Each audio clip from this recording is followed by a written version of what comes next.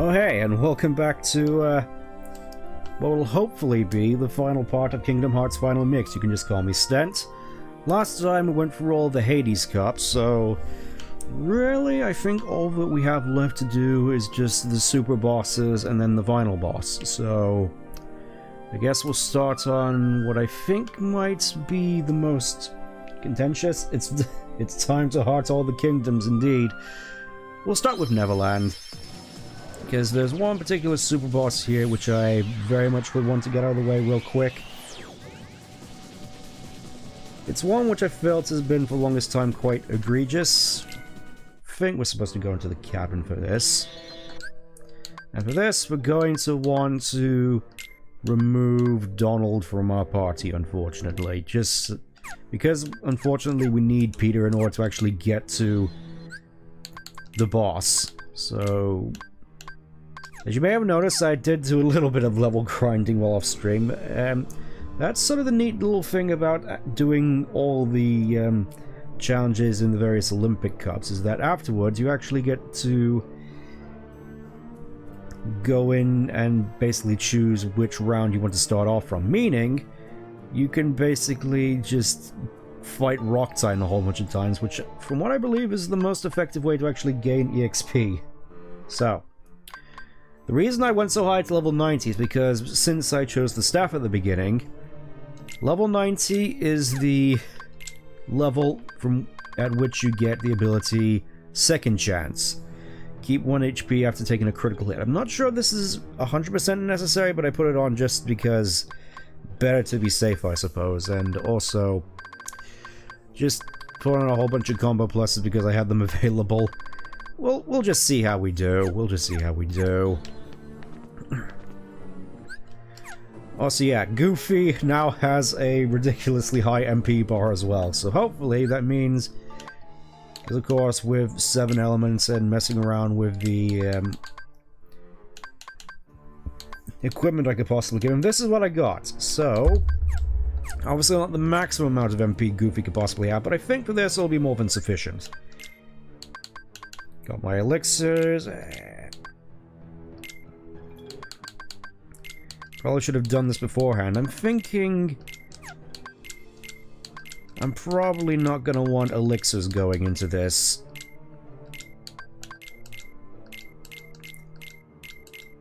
Look at all those mega elixirs I haven't used throughout the entire game.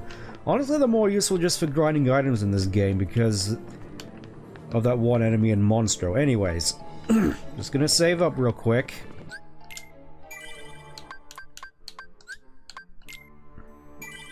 Really feels as though we've come a long way, haven't we? So let's just get this over with. What is it, Tink? You want to go to the clock tower? It's up to you, Sora. I forgot to... Don't be mad, Tink. Yeah, there's one little thing that I forgot to do. I got Faraga on here, mostly just due to item grinding. Oh yeah, Ice Titan, of course. For this, we're going to want Stop. And the nice little thing about Stop is... its duration isn't actually based on the power of the spell, it's based on how much MP you have, meaning that my stops, for lack of a better word, are going to last quite a considerable time. Alright, let's get on with it. Let's fly together to our doom. Potentially. I say that in more ways than one, actually, as we go in here. There's a nice little cinematic scene of us just flying gracefully, and there he is, Phantom. I don't think much is actually known about this guy, he just sort of appears. And as a start of fight, he's just going to immediately cast Doom. Which essentially means that, once the clock there reaches 0, one of your party members will die. So you gotta really keep an eye on the clock. He also has his little weak point there, which changes color which basically indicates what he's susceptible to. He also has visibility, which can mess you up if you don't have arrow. So the white heart there basically means he's susceptible to physical attacks. Yellow means he's weak to thunder. Blue means he's weak to ice, and red means he's weak to fire. It's fairly simple. This fight was also in the vanilla game as well. Though I don't think, arguably it was a little bit tougher because you didn't have access to weapons like Diamond Dust to really sort of maximize the amount of MP you could have. Here with all my MP boosting abilities though, this shouldn't be too much of a problem, and Goofy just in the back with MP gift, which is why you especially want to bring Goofy for this, because of MP gift. Just really the main challenge of this whole fight is MP management.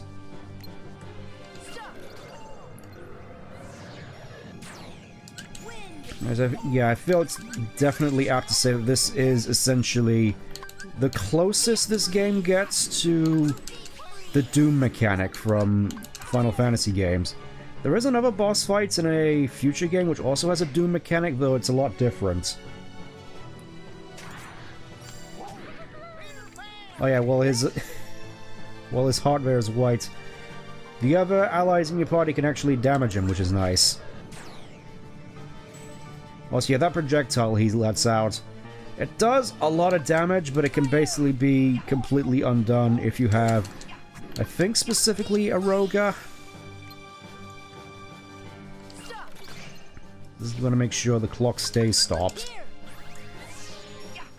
I think I have a lot more time than I think I do, but I just don't want to be...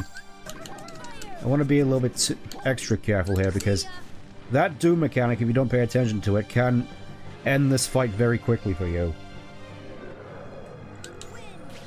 I know Peter can also let out a whole bunch of his own arrows on standby, but I want to be extra certain. The nice thing, at the very least, is that he doesn't have all that much HP. As you can see, he's already down to his second to last. Alright. Arrow, please don't run out. Okay, good. Yeah, I was extra worried there because that projectile can really mess you up if you ain't careful. Yes, oh, it is an emblem heartless. I don't think I've ever actually realized he had a thing in the back. I always thought it was a pure heartless, like the Invisibles and the Dark Balls and such. Yes, it is just a common or garden heartless then, just a particularly powerful one.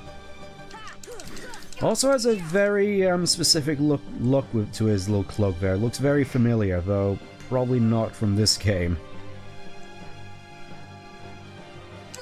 Bop, bop, bop. Yeah, see, he's already on his last hit. He's already on his last health bar. And yeah, I think we've already seen all his tricks. Which is nice, I suppose. Just, means the battle doesn't wear on longer than it should.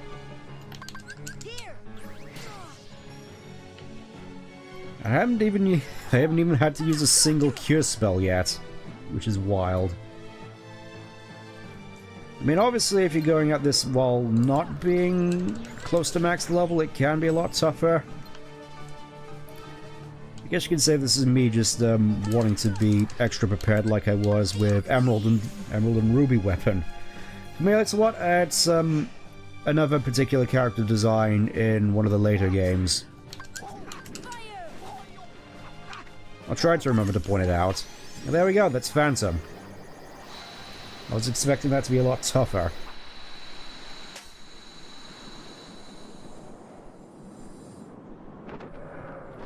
No, I'm melting! Oh, what a world!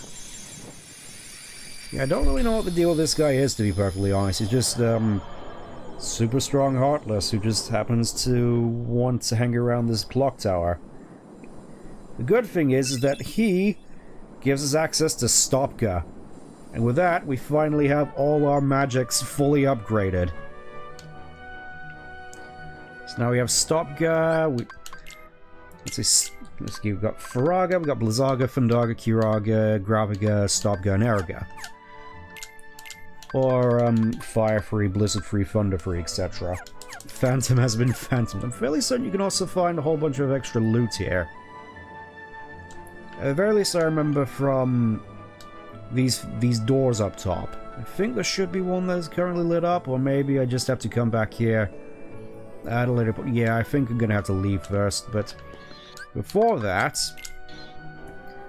I want to go and visit Merlin real quick, because he has some... because we now have access to something which I'm gonna want from him. Because obviously we've gotten the Dream Shield from him for Goofy. But, if we go into the Magician's Study...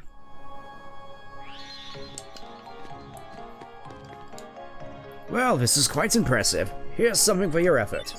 Yeah, for upgrading every single one of your magic spells, you get the Dream Rod for Donald. Well, that's all the staves. So if we have a look at it here, we got Fantasista, which I'm obviously going to keep on him.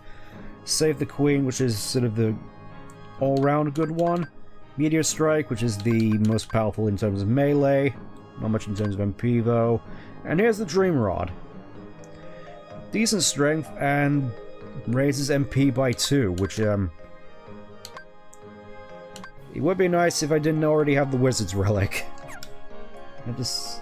your wish has been granted. 7 Rebuffs is going to be available on PC next month. Oh boy, that's another thing I gotta add to the list. So good. I feel as though I've got a lot of my plate at the moment. Obviously, after this, I'm going to be doing Tai 2 next, because 20th anniversary, albeit a little late. Then probably Emerald Legacy, because I want to check that out. And then either going to do Final Fantasy VI or Cyberpunk, since people seem to want to see me play that. Alright, with that out of the way, though, let's go to... I just realized the battle level was just increased exponentially for all of these. I mean... oh, I get it. I think it's because the next super boss is over here. Yeah, spoiler warning, by the way. This time we get to fight him on the ground. Then I want to go to Aladdin's house, and thankfully we can bring Donald and Goofy along for the ride this time. Let me just, party. There we go. It'll be Epic exclusive or not, but it seems to be packing a lot of quality of life you don't always need to show. Oh boy. Sure do love throwing money around like that. Yeah, just gonna keep Diamond Dust on. I do have a few elixirs spare. Let's throw those on.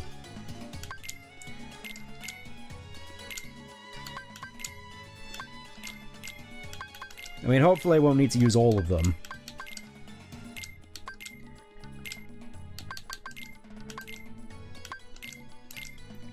Literally no use for the PS5. Yep. $700 for a brick.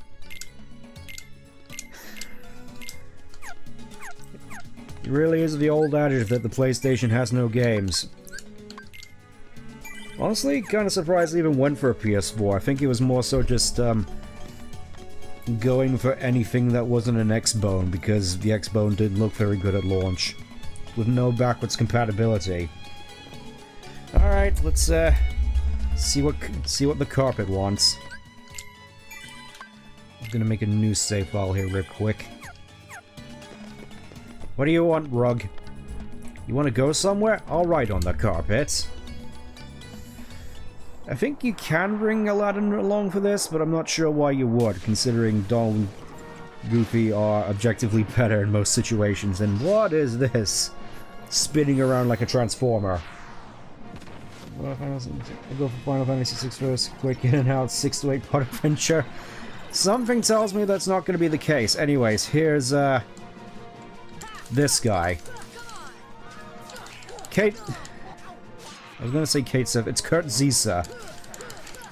Fun little fact about this guy, as far as I'm aware, is that, I think at least design-wise, or maybe just name-wise, this was the result of someone winning a particular competition, I think, to design a boss for this game. Not 100% clear on the details, I just remember it was something involving a contest. His main thing is, he can only be attacked one of two ways. You can either attack him when he has his orbs out, he disables your magic, or he'll bring up his shield, which means you can't hit him with physical attacks. This is another one where you kind of have to manage your MP. Also, I really should have packed Ragnarok. Yeah, here's his shield. I want to see real quick what gravity does to it. The answer is not much. Also, he has a lot of goofy stuff he can throw at you. Blizzard.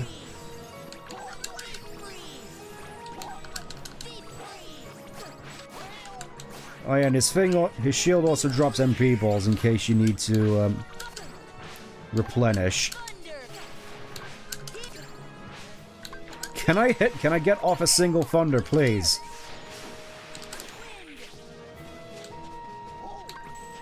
And again, I'm not overly worried about magic at the moment because, of course, we have Bambi and Goofy. Here we go, get him. Yeah, I think this is the one fight where you actually want Ragnarok instead of ours, considering he can just...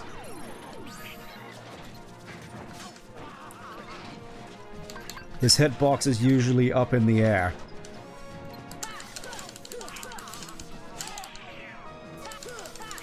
So as far as I'm aware, that spin attack is pretty hard to dodge. He has a lot of attacks that are generally hard to dodge.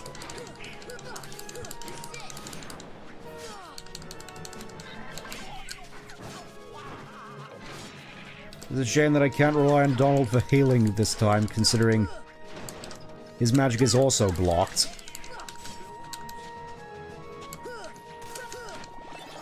At the very least, he actually drops items and health balls for you to pick up. So it's like the fight is actually kind of fair. Oh, here we go. There's his major sort of super annoying attack. I always found this really annoying to dodge. Especially that last hit. Whee! There we go. Actually, celebrate my birthday in 3 days. Yeah, cake sounds good, actually.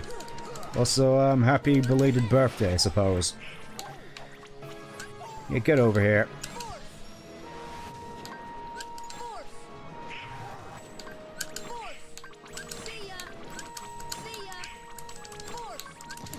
This seems to be working, at least slightly.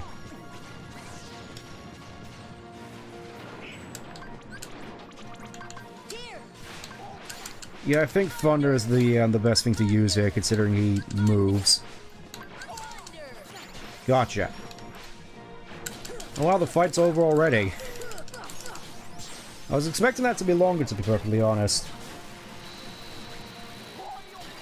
But yeah. That's Kurt Zisa. Another fight which I found quite fun mechanically, just you really gotta prepare for it.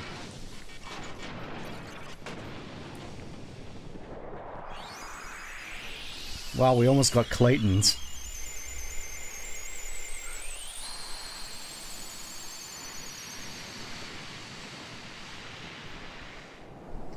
Good going, and for that, we get Zontetsken. And the next Ansem report. Yep, defeat Kurt Zisa. Let's have a look at Zontetsken real quick. And also, do I really want to keep the combo pluses on? I don't think so. Because I think for these next two bosses, it's going to be more harmful than helpful, from what I have been told. We'll go combo plus. Where's the air combo pluses? There's one. And there's two. Okay, we'll just go with that. Let's actually get rid of stun impact. I don't think we're going to need it at the moment. Gravity break, probably keep that on, and... Let's have a little look at Zontetsuken real quick, because obviously this is based off of Odin's finisher. Let's see if we can get it to proc. There it is. There's the little backhanded slice, which looks cool.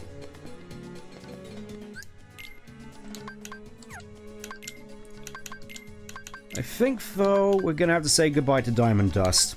It is definitely the best weapon in the game if you have the strength for it. But I don't have the strength for it, so we're going to go with Ultimate Weapon. Which I think is going to help us considerably given these next two fights, because... Let me just have a look at the journal real quick. We've done Ice Titan, we've done... Oh yeah, we still have to go for all of these. I'll do that a little bit later, so that's all the Heartless. Yeah, I think we only have two bosses left. This might actually be a fairly short stream, all things considered. Sonic 3D Blast. Doing give some of the hot mechanic drag the pace of fights and crawl. Yeah, I'd definitely say so. It was a lot worse in the original game, considering you had less options, if I recall, to manage your MP. Because, of course, you didn't have Diamond Dust. And... yeah, I think it's more so just a matter of remembering that Goofy has MP Gift. Okie doke, I think... Stalling for time a little bit. I think it's time. It's time for him. Honestly, I didn't expect this to go by so quickly. Oh, what is that? We're having audio problems? Having audio problems, or is it just things acting up?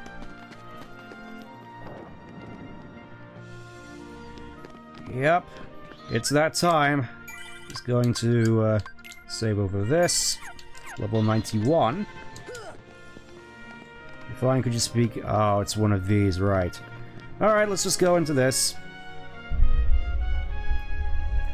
You know the rules, right? Which tournament you want to enter? Gonna have to go question mark, question mark, question mark. Let's see how badly I do at this. Oh, we're going for the ominous field here, and coming out of the sky in a weird-looking sigil.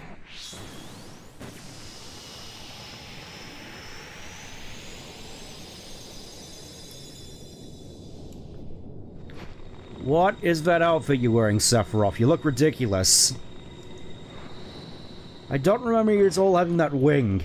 I mean, the shoulder pads I definitely do recall, but... what is this outfit? And what is that chin?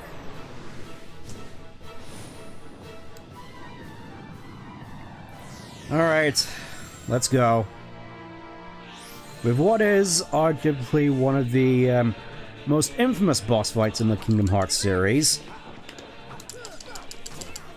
Oh yeah, I think I recall that your arrow is practically useless here. He also does this a lot. I think, all things considered, the only thing you're really gonna need here is your cures, and lots of them.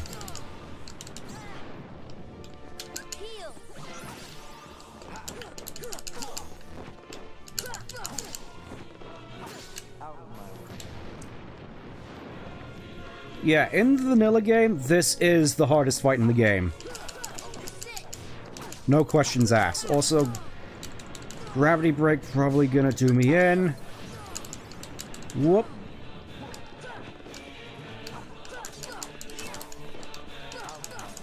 I think he also has a revenge counter, though obviously I've lost track of it. This is gonna be a very messy fight, all things considered. Get over here, you! Yeah, that's me just getting greedy.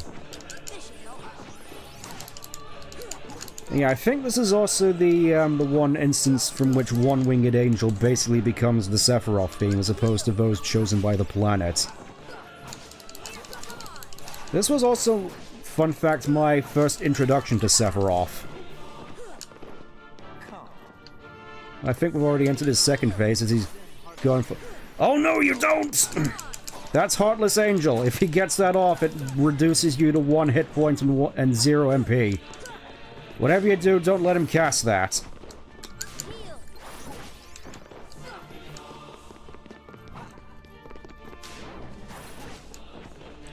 He literally just teleports behind your nothing personnel kid. Yeah, sliding dash really helps here. Another instance in which the base game makes this fight a lot more... a fight is a lot more difficult in the base game.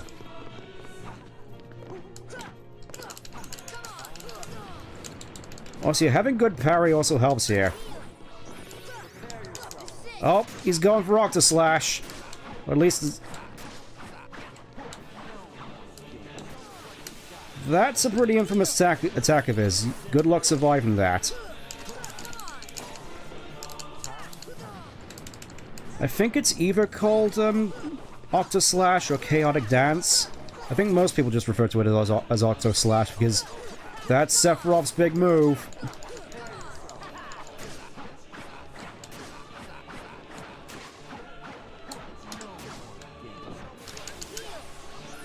Get over here, you. I have a special attack of my own! Okay, I managed to hit him before that could have ended disastrously for me. Oh, here's his super move. He's bringing up the supernova.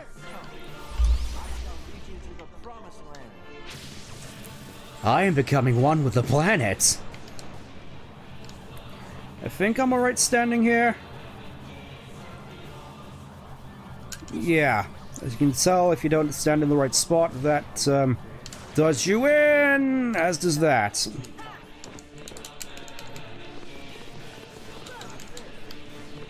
He also has that spin attack, which is also super annoying.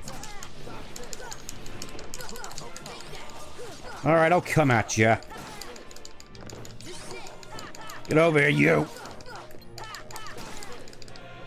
Dodge this! I think I got a little bit too greedy. Yeah. Wow, that actually worked. Unfortunately, Sephiroth can bring an entire PS1 disc with FMV for him within the supernova. Yeah, I got to admit, I was expecting a little bit more out of you, Sephiroth. Your performance that fight, I must admit, felt a little phoned in.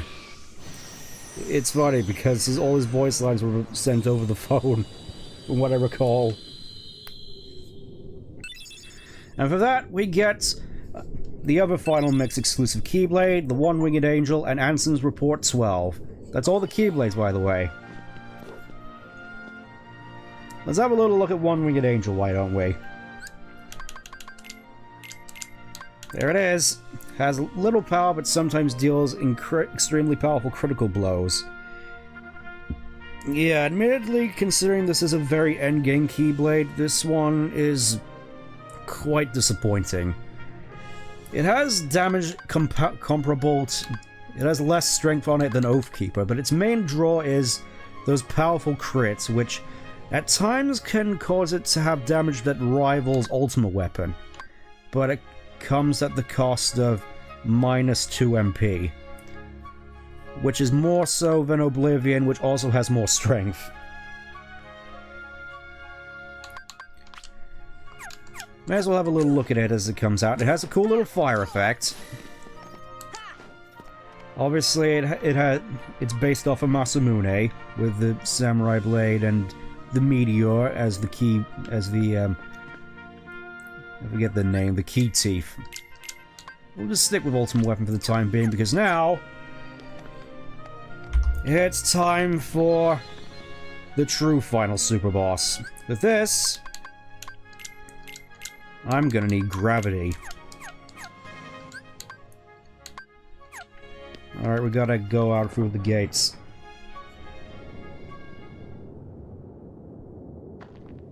Oh yeah, we also get this little thing. This is exclusive to Final Mix. Where we actually get a face down between Cloud and Sephiroth, the match made in hell. Still have no idea why you stole Vincent's due. Yeah, I think this is actually the first appearance of the Sephiroth's one wing and the whole black feather symbolizing his appearance thing, from what I recall. Which was, of course, made popular in Advent Children.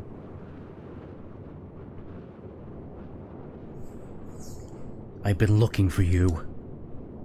As have I. As long as you exist, I'll never wake from this nightmare. You're my darkness. I'm a part of you, am I? That's definitely not the Final Fantasy VII lore cloud. No matter, join me in this eternal nightmare untarnished by light. Alright, here comes the cool fight scene.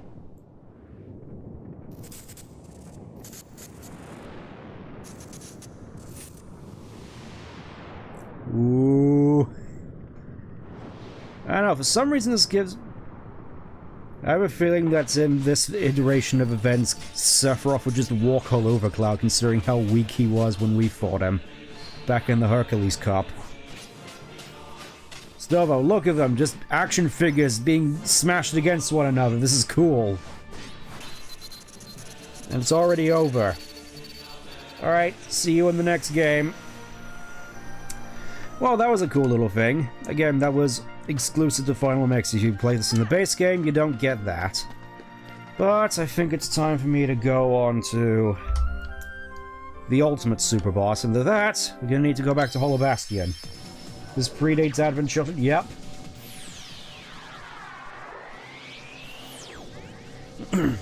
Well, here we are back here again. Quite like how detailed this looks, honestly. I need to go to the Castle Chapel.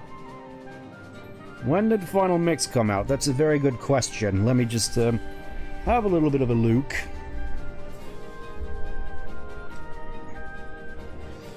I want to get my facts straight and all that. Let's have a little bit of a peek. As we listen to this royalty-free music, I'm sure.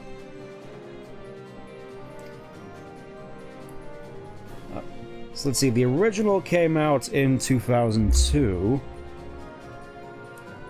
Okay, it was released in 2002. Exclusive to Japan, because of course it was.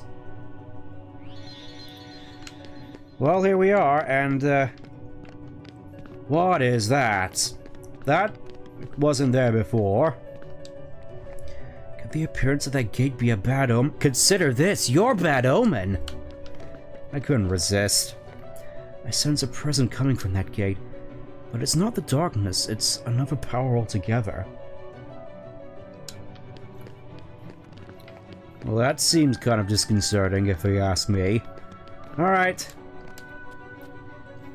We could suppress the power if it were the darkness, but this is different. It's a force unlike the darkness. What is this feeling? It's different from the darkness. Be careful, Sora. There's an ominous presence beyond that gate. So, by the sounds of it, we've got something here that isn't of the darkness. That sounds highly concerning. Just going to do this real quick. And this boss is the main reason why I granted all the way to 90. Final Mix didn't come out to 2013 other regions? Yup. And there's a whole bunch of content in Final Mix that wasn't in the base game. Believe me, it was a lot more egregious with the second game, because there's whole story beats and whole boss fights which are just straight up removed, which were part of the story. It's, a lot of Kingdom Hearts fans back in the day weren't happy that we weren't getting Final Mix over in the West until, of course, the PS3 port, which, weren't all that great. Curious if the Sephiroth fight was inspired by Advent Children after the fact. Now, I'm fairly certain the Final Mix things were in the 2002 version as well. Who is this? Arg! More plot points!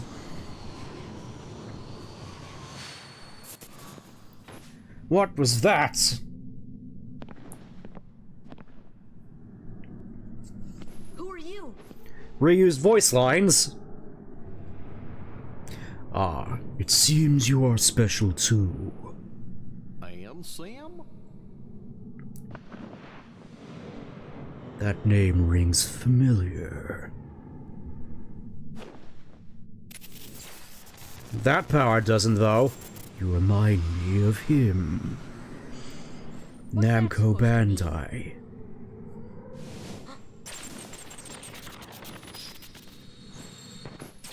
Oh no, the Palpatine lightning! He's all the Sith! Let's clear influence on FF7's legacy for the worst. Oh, definitely. Because I think more people played this than they did FF7, if I'm led to believe. At least more people who are in the Disney crowd. It means you are not whole. What is this music? You are incomplete. Allow me.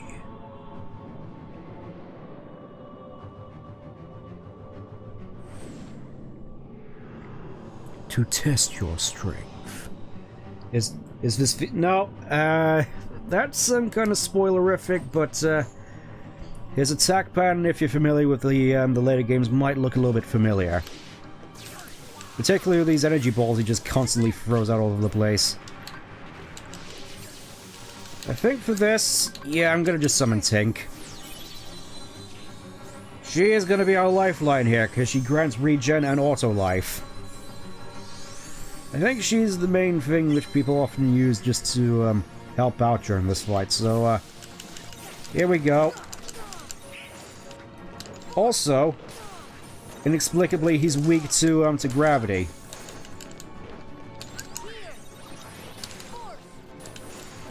Which is why equipping Gravity Break in here is not too bad of an idea, actually. Oh, wow.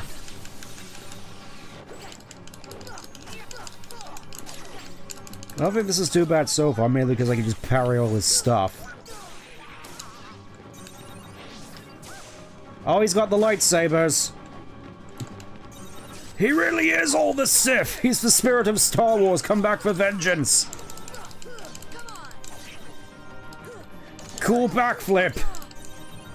I could see where Shadow learned it. Also, lasers. Yeah, I think this guy seems to like his lasers a whole bunch. I'm not sure if Zontetscan was really the wisest thing to bring here, but I'll bring it nonetheless. His health bar is already nearly drained. Oh. That, is concerning.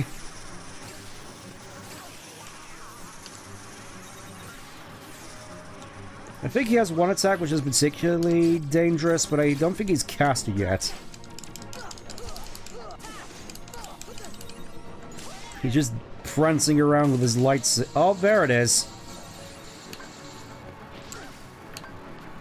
Yeah, he, basically, removes all your commands.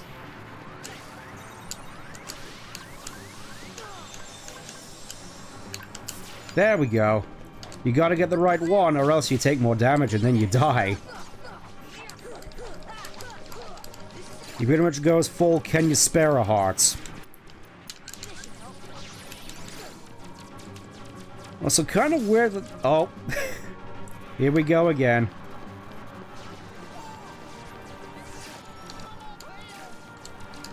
There we go. Not again! Please don't do this to... Oh, I'm nearly...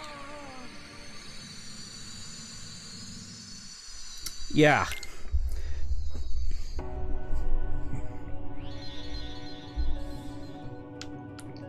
Sorry, I was just busy focusing on the boss fight.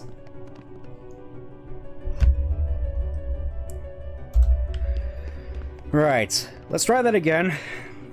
We could skip the cutscene now, since we've already seen it. And, let's go again. Not sure if arrow's actually going to be much use here.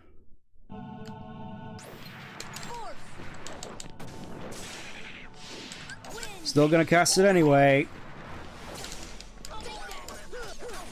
Get over here, you.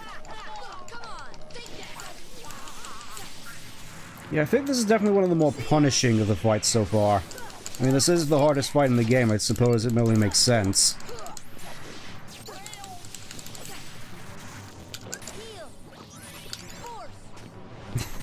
That walk. That's the most menacing thing I've seen in this game. Oh, not again.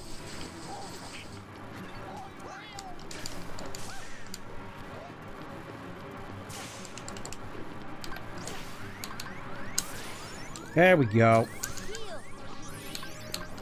Oh yeah, I have elixirs, don't I? Well, everybody's dead. There we go, just let me get some good hits in, as he does his cool backflips again.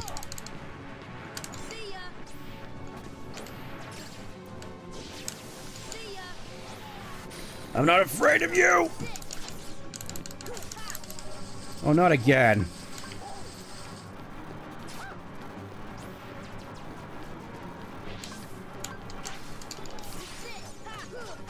Okay, I didn't mean to do that, but I'll take it nonetheless. Elixir. Oh wait, Donald's dead. I think this is one of those fights where Mega Elixirs might actually come in handy.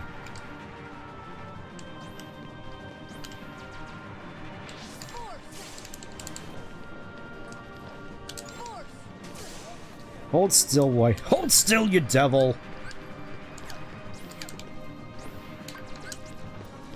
I'm thinking... Oh, I have Leaf Bracelet, don't I?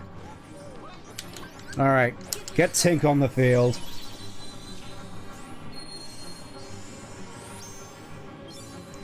Keep that guard up, especially got counterattack. Oh, I'll definitely try.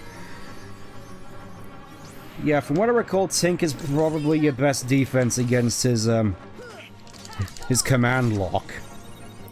I think that alone just makes him one of the hardest, just because there's nothing like that throughout the rest of the game.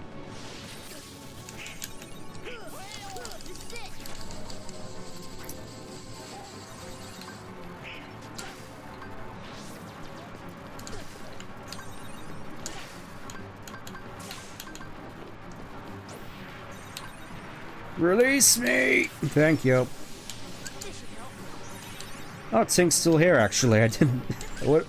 I would have thought I would have lost her with that one attack because I'm not doing overly too hot with this.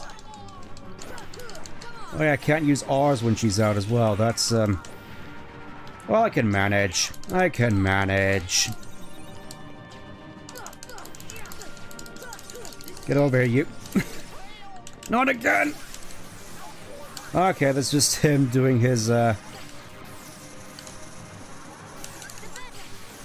gotta admit, this would be a pretty neat fireworks display at Disney. You know, that light show at, Animal Kingdom. Imagine if you used that.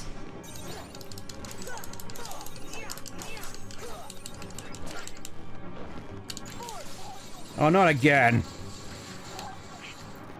Okay, time to run away. Oh, hey, I actually got that. I keep thinking I'm gonna drop that and just, mess up again. Oh, I guess up. Not again.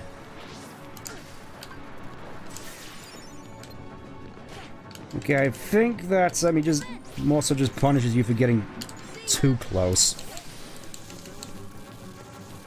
Which is a shame, because that's the best... Okay, there's just infinite range on that. Good to know.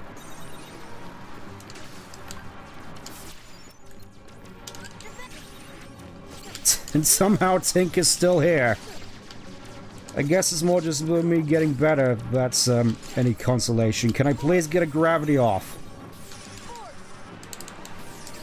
Okay, so he's immune to gravity while he's doing this. Good to know. Welcome back to the land of the living, Goofy. Just in time to see me, to watch me die.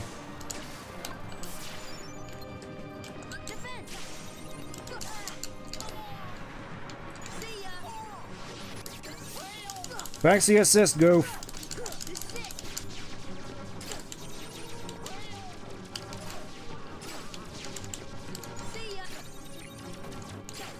can't get a good shot on him. I think he's caught on to all my tricks. He's just making it so I can't gravity him anymore. I think I just gotta go in and just finish the job. We're so close. Not again.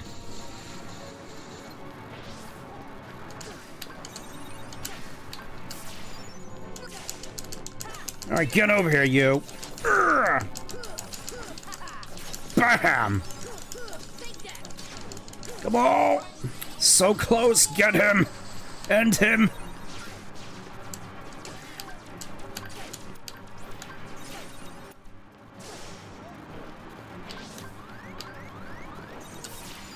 Okay. Bam! It's all over. Yeah, hardest fight in the game. You can certainly feel it. And there he goes.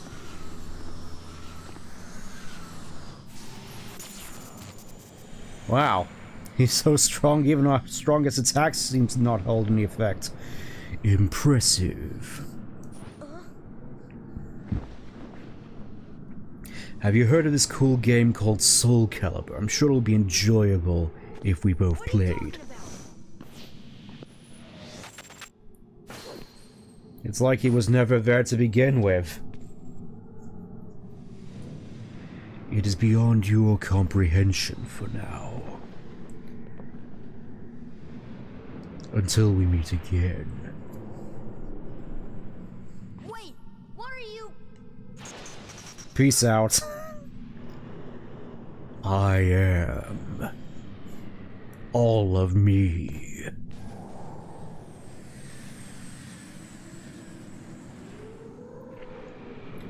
But a mere shell. Super cryptic stuff, which makes a lot more sense if you play Kingdom Hearts 2. And for all that, you get an XP necklace. And the final Ansem report. You know, considering we still have a fair bit of time... Oh yeah, we also got completed the entirety of the journal, I think. Yep. And we get a nice little Mickey stamp for clearing everything. Okay, and for that, we also get character entries for Sephiroth, once known as one of the greatest of swordsmen. The greatest of soldiers, even. His whereabouts have been unknown for some time. Mostly because he was thrown into a Mako reactor. Found Sora for a one-on-one duel, no one knows he has suddenly returned. Apparently he and Cloud have crossed paths before. No idea how this relates to the story of Final Fantasy VII, given he was merged with the planets in that game, but oh well. Let's have a look at Cloud's entry, actually. A fighter hired by Hades to compete in the Colosseum. Despite his association with Hades, his heart remains untouched by the Heartless. Cloud keeps very much to himself, which makes him something of an enigma. What is he seeing? Jumped into the Mako reactor and self-conflicting accounts on... What, you're saying Cloud didn't throw him in? I thought that was how it went. Anyways, let's go and have a look at Question Mark. A mysterious figure who appeared at Hollow Bastion, with what will become a very iconic-looking black coat. And of course we have Ansem. Let's have a look at the reports, actually. That's where the juicy plot lies. We got 12 and 13. Let's start from report number 1. Seem to go for... According to Final Order Even now I wonder why they can't just leave well enough alone. Anyways. Report number 1. Much of my life has been dedicated to the pursuit of knowledge. As my new Lamborghini suggests. That knowledge has guarded this world well. Not a soul doubts that.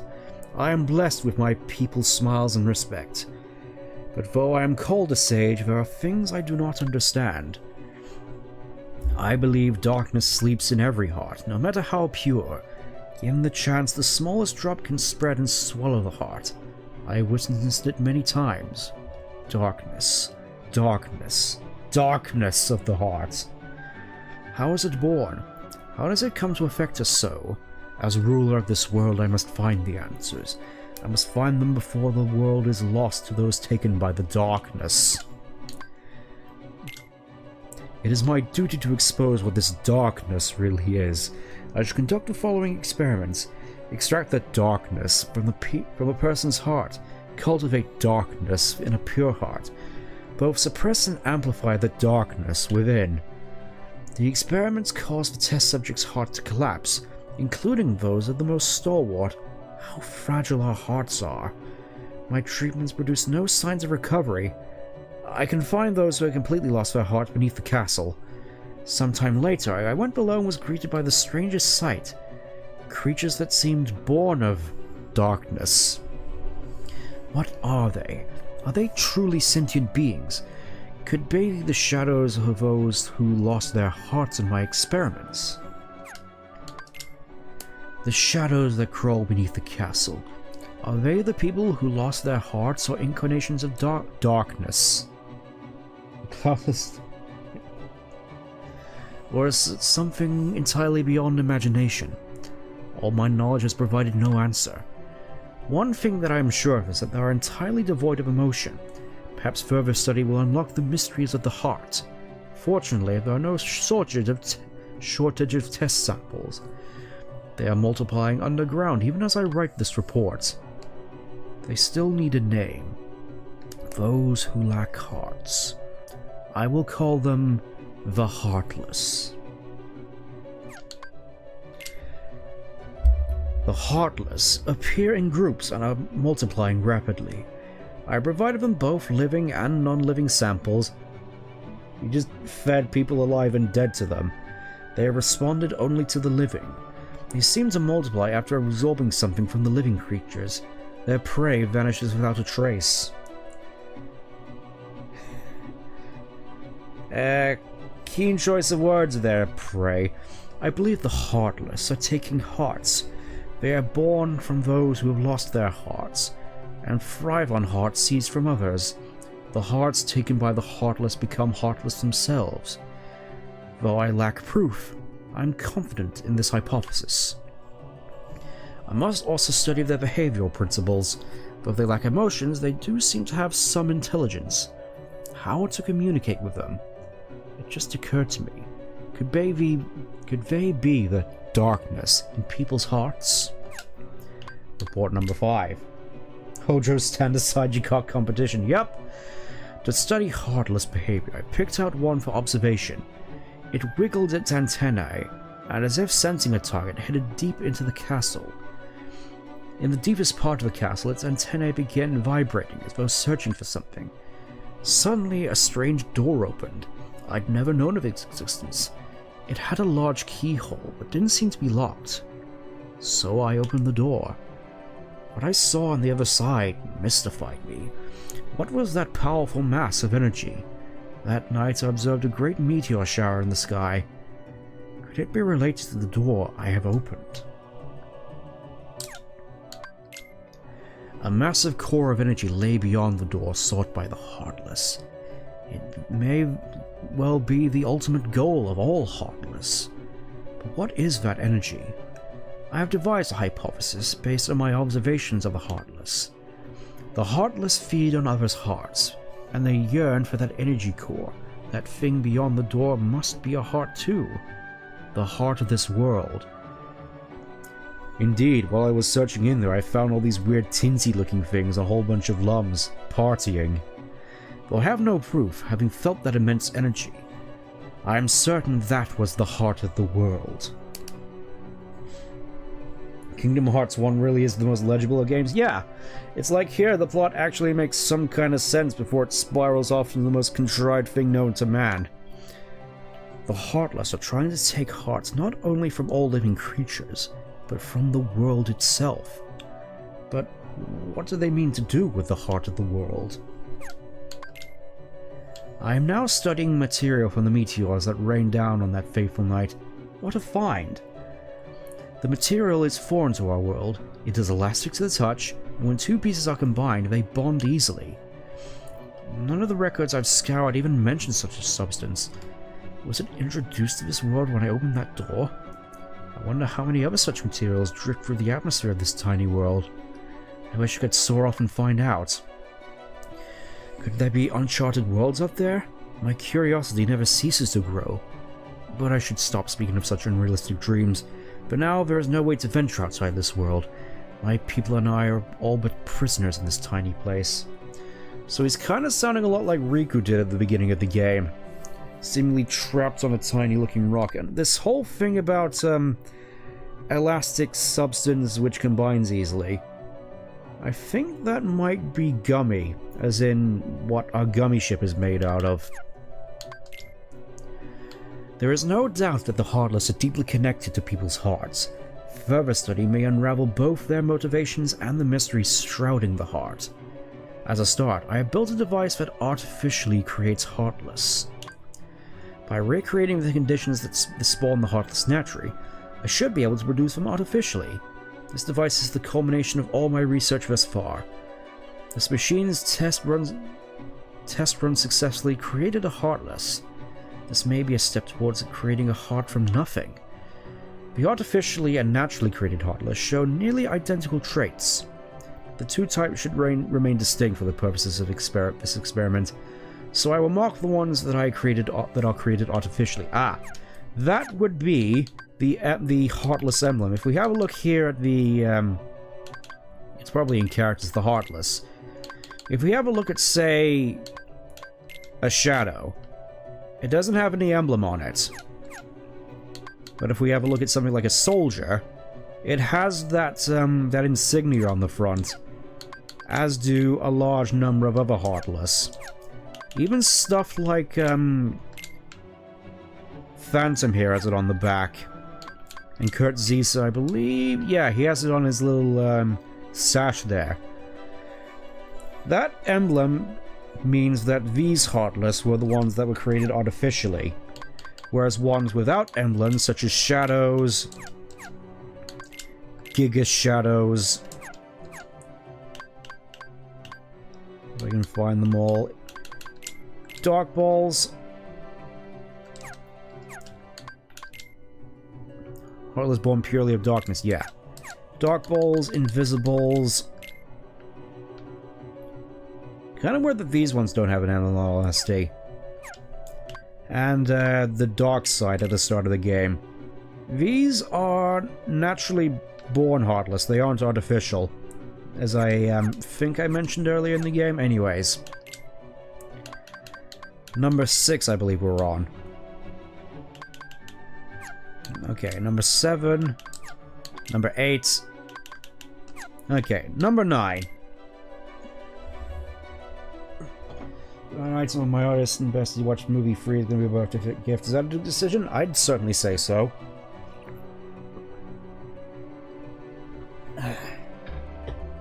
Simply astonishing! Today I had a guest from another world. He is a king, and his vessel is built out of the material that composed the meteors. He called the pieces gummy blocks. It seems that my opening that door has opened a path to interworld travel. We talked for countless hours, but one story in particular caught my interest.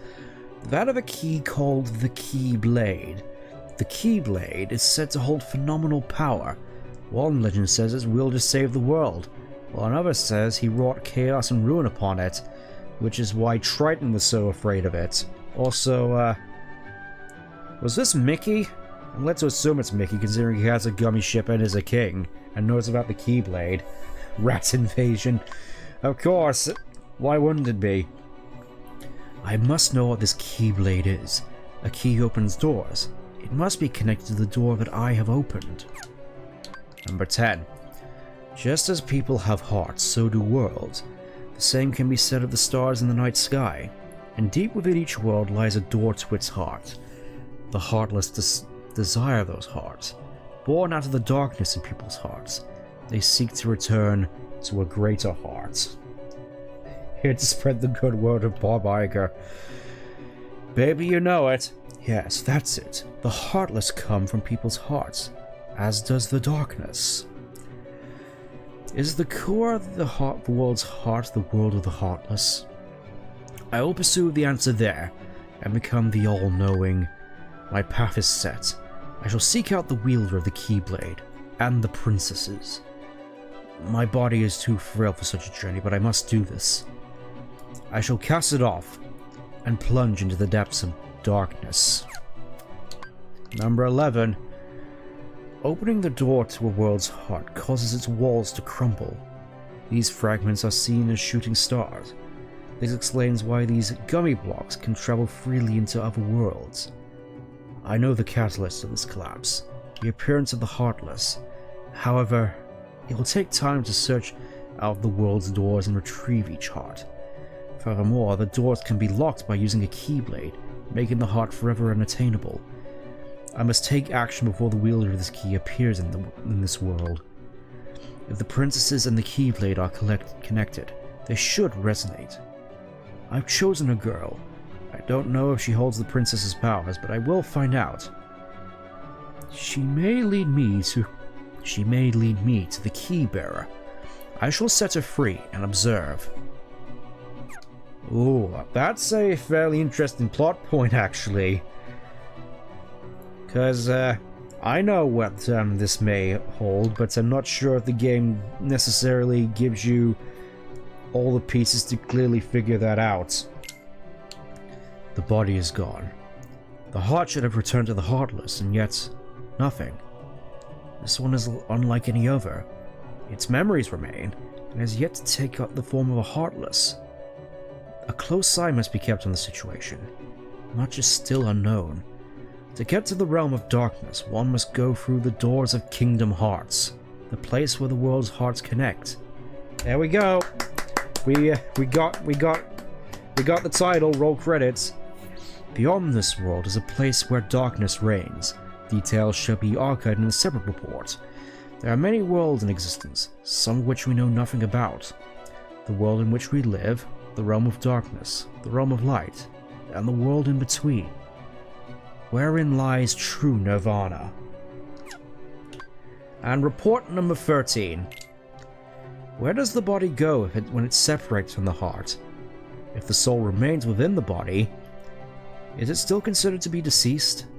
When the heart returns to the Heartless, the physical form disappears. But that is merely true in this world.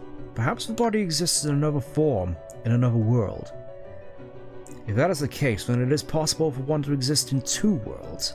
A being that is neither darkness nor light, belonging nowhere, abandoned by its heart, a mere shell of its former self.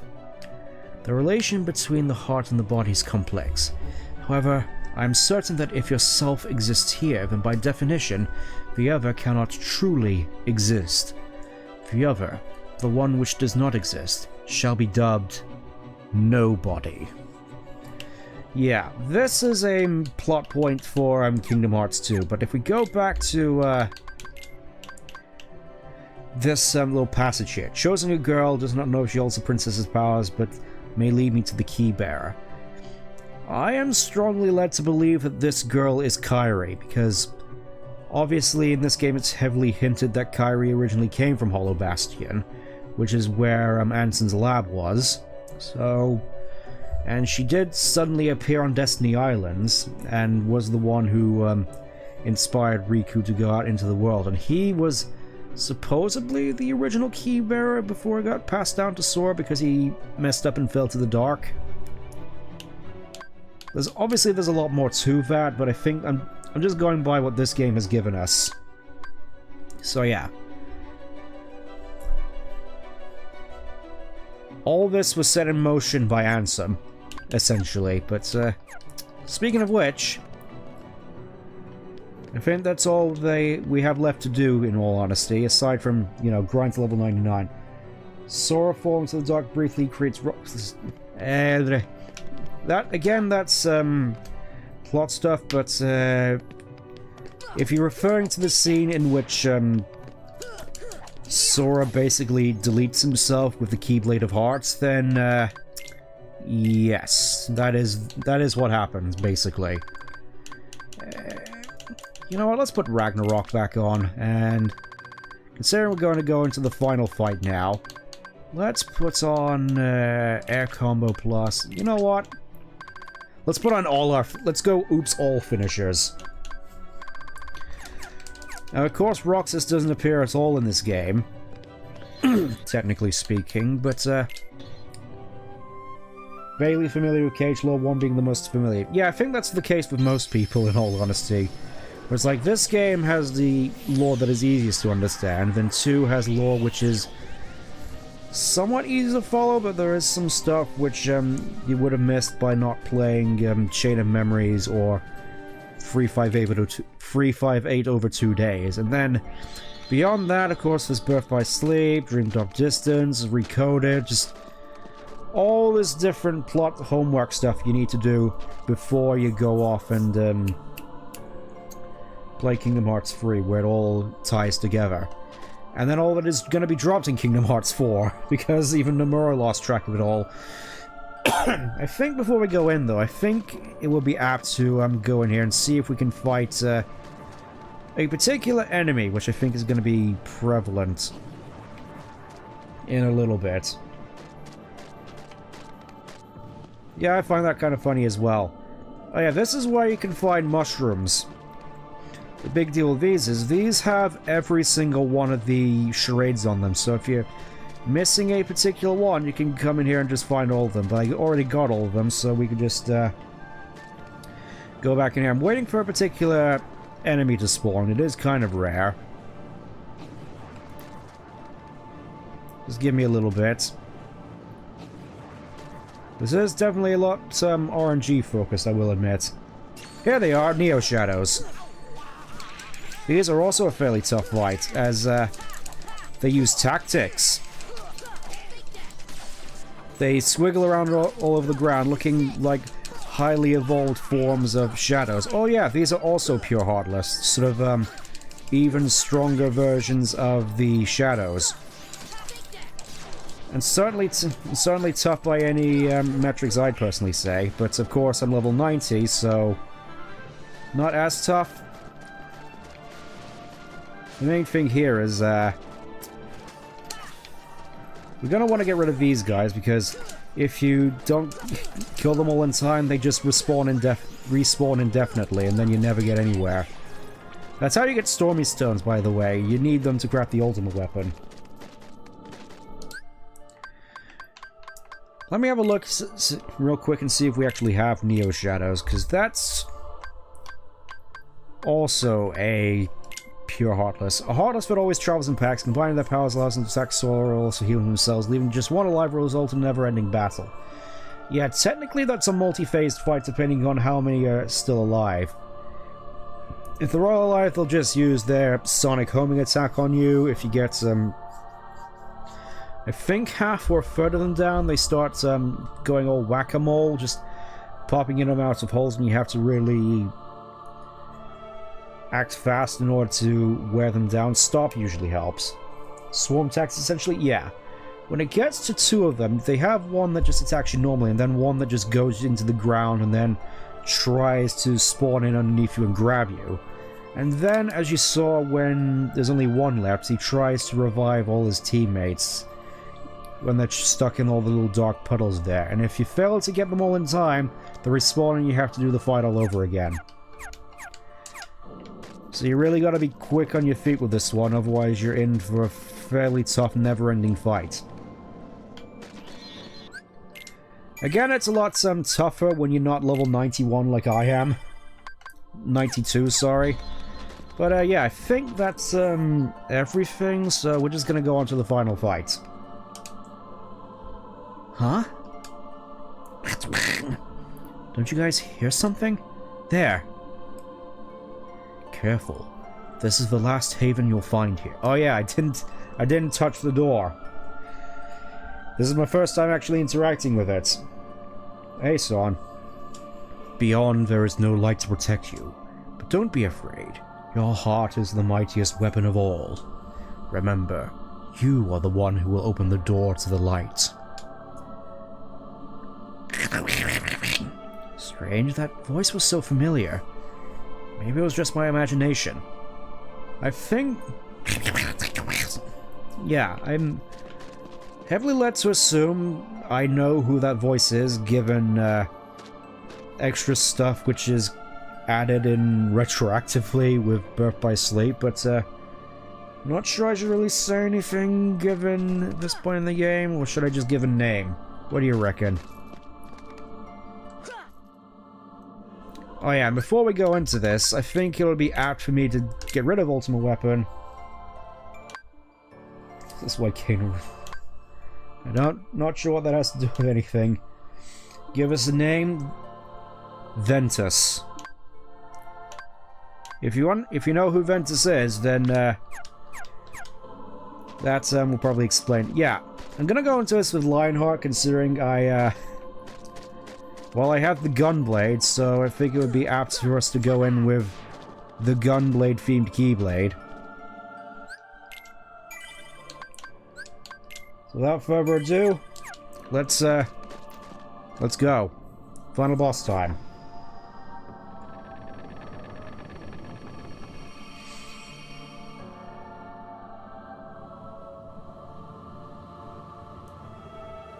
This I always found kind of unnerving. Just at the start of the game, this just really seemed like the Is this my island? the sort of epitome of all the sort of childhood innocence you had going into the start of the game, where you're just hanging out with your friends, and yet here it is, at the center of all things that are evil. I always really found that unnerving. Oh yeah, and it doesn't look quite right. Mainly in the fact you can't actually get to that island over there. You're just sort of stuck with... Can you actually... Oh, you can't go in there even anymore. Back at part 1 again. Yep. Can't even go through this door. Also, yeah. One little detail here is with your footprints. Sort of ethereal, otherworldly particle effect from the rest of End of the World is here. Just... It sort of adds to that whole uncanny thing along with the music. This is another thing I really quite liked about the original Kingdom Hearts 1, actually. Just this, sense of, eeriness, for lack of a better word, which I feel is kind of absent in the rest of the series. The deepest darkness reflects the brightest light? Yeah, that seems fairly apt. Well, we may as well go where this all began. This world has been connected. Oh, hey, Belial, it's been a while. What was that? Oh no, it's all getting corrupted again. Soon to be completely eclipsed. He's disporting the island. So very much to learn. He's corrupting it, just as Iger did to the rest of Star Wars. Meaningless effort. And entirely of Walt's legacy. One who knows nothing can understand. So that probably explains it. Iger's been invoking the powers of Belial to gain the powers in order to, corrupt everything we know and love. Purple water. Oh! Yep, there's Riku.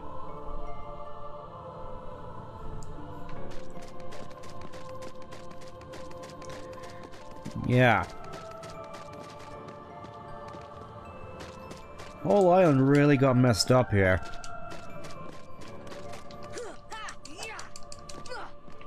Look at that, even all the water's drained out of here. I feel this really sort of adds to the whole eeriness factor, which I feel is kind of absent from the rest of the series. Just... I don't think anything else in the series really sort of goes to this extent, except maybe 0.2, but then again, that's just,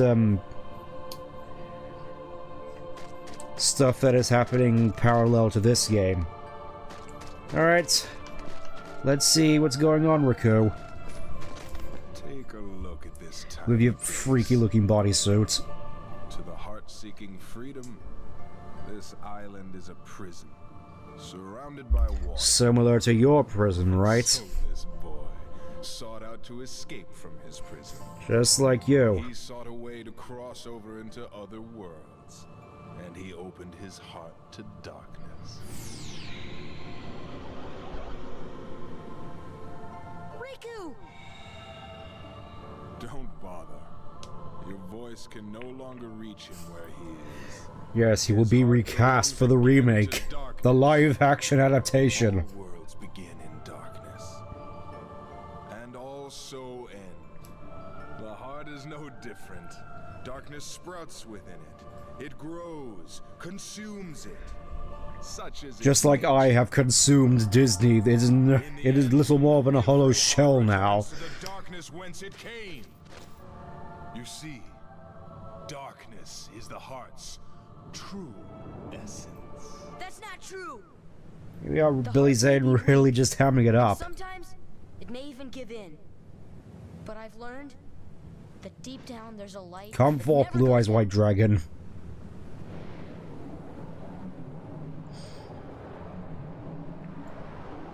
So you have come this far, and still you understand. Already replaced him. We've already fired him and replaced his voice with AI. Yep, pretty much. Ah, a fellow stand user. Well then, I suppose we'll start off this fight by, meeting you in turn. I call forth my stand, Robin Williams, who is actually Homer Simpson.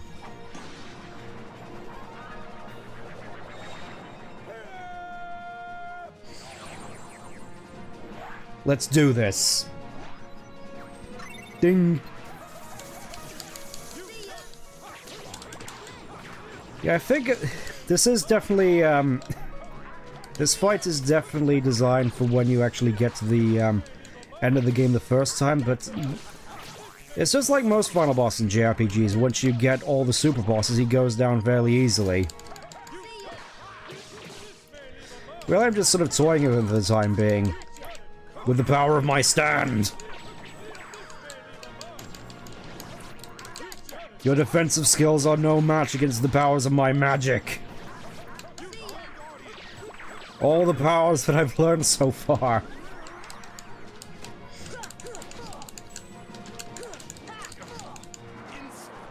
Oh, he's doing this technique again. That's a fairly annoying technique that'll spam all throughout this fight, more so than not.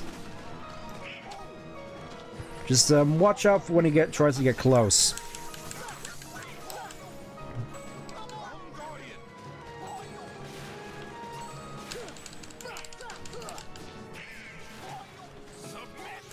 Nope. You're not gonna make me submit. I'm not gonna become the result of your next money laundering scheme. Have a Ragnarok. There we go, learned another combo plus.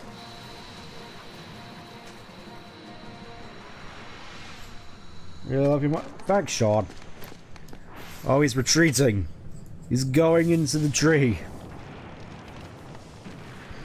Oh, he's mangling the island even more, just like how he's mangling Disney.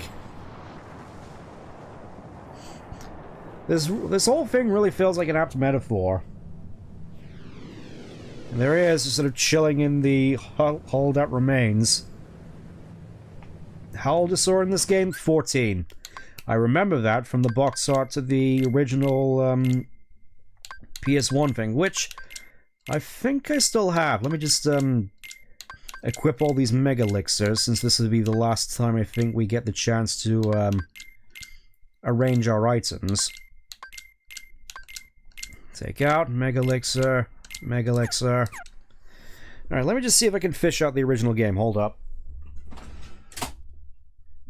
And I'll hopefully drop all my controls everywhere. Oh, how convenient. It's right here. When a supernatural storm transports 14-year-old Sora to a distant land, he sets out to track down his missing friends. Teaming up with Court Wizard Donald and Captain Goofy, joins Sora as he embarks on a valiant quest to find his friends and defeat the evil Heartless.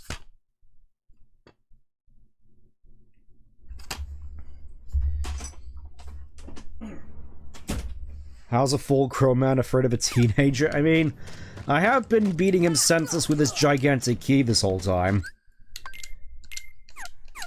You think that would be a little bit cause for concern? Not sure how much AP we're gonna get left. It sounds so simple when you put it like that. Isn't it usually?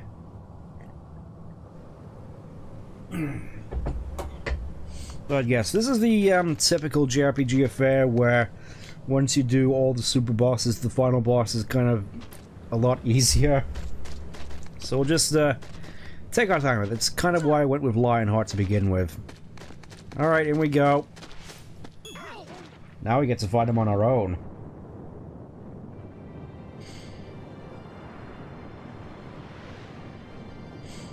Oh hey! It's him from the very beginning of the game. Now we get to see how far we've come in terms of strength.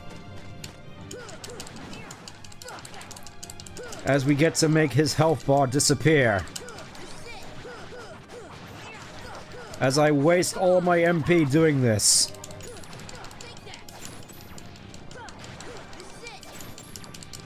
And just constantly rolls on Tetskin. I'm not sure that's how you're supposed to pronounce it. That's, I feel, it's like I watched Kill la Kill once, and it seemed to make the most sense to me. Alright, time to go and hit you in the face again. As he just summons more shadows. Oh, look at this. Look at all these tech points I'm getting.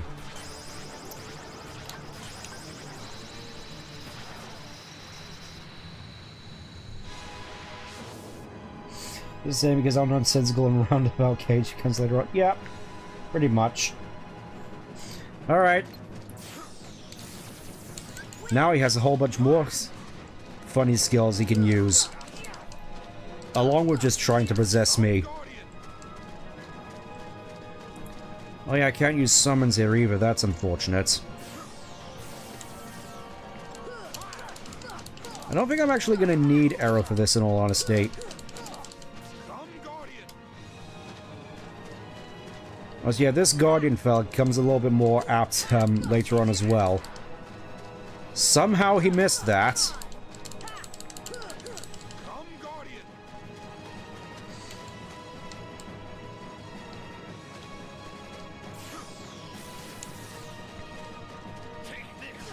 Oh yeah, he does this. I remember now, I was waiting for this to come out. He just uses his funny ramming technique.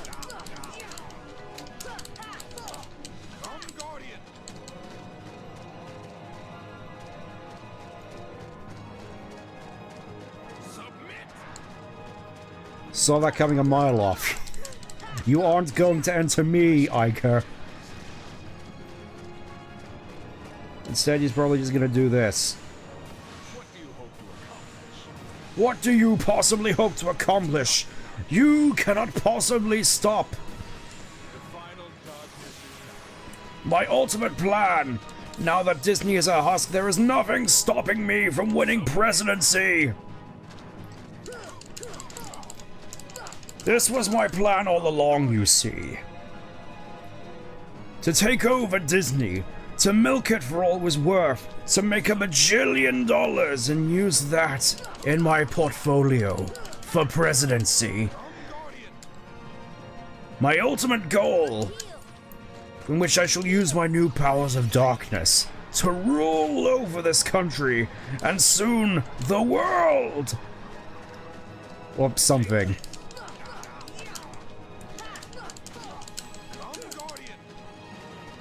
I know, that's just a sort of, funny version of the... I say funny, in quotations, just the version of the plot that has been bubbling around in my head ever since I first started this. Also, yeah, this particular attack is kind of easy to dodge when you know what you're doing. Just... oh boy, just gotta keep spamming dodge roll, just like throughout the rest of the game. Too slow.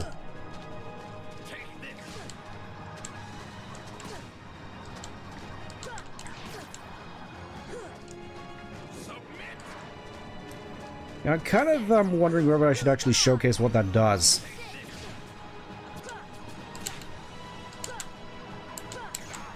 Oh, you can tech that. That's good to know.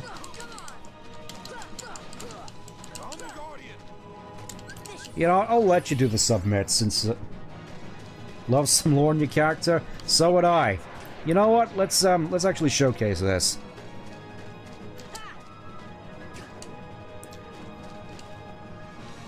Yeah, he'll try and attack you over time while Ansem just, stands there. Just gotta freeze in time so you don't take damage. All the while he just stands there and slowly advances on you. Kinda just more annoying than anything, to be perfectly honest.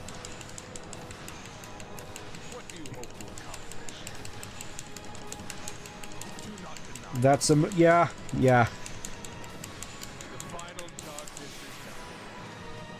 I should probably solidify something about this particular about, well, me at some point. And after we defeat Ansem in the hollowed out husk of our childhood memories, we descend into the abyss. Belial's domain. The endless abyss. See, I was right. It was the abyss. Within it lies the heart of all worlds. Kingdom Hearts. Roll credits. Here! As hard as you are able, you'll not find even the smallest glimmer of light. From those dark depths are all Plenty of exercise and plenty of protein. Well, hey, it's more. I always thought this look was more aspirational than anything else. We're literally just standing on air as he's grown like twice his size and got hooked up to whatever this is.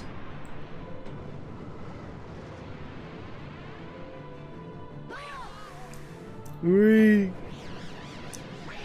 Yes, you too shall be subject to the live-action remake, Donald and Goofy. None can escape me now! Come on, Sora. I thought you were stronger than that. Get real. Look which one of us is winning. What kind of milk? Protein shake? Shall we go with that?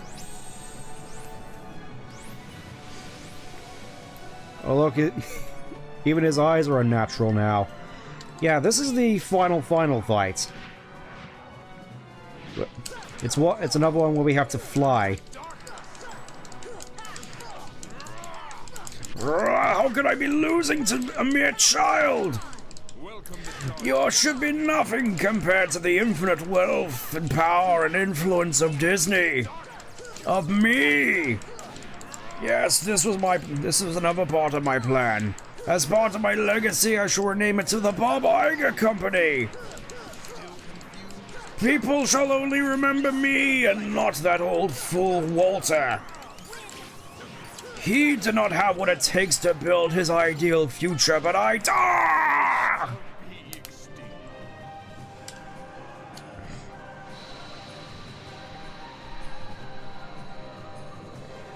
You know what, this sucks. I'm going to sleep.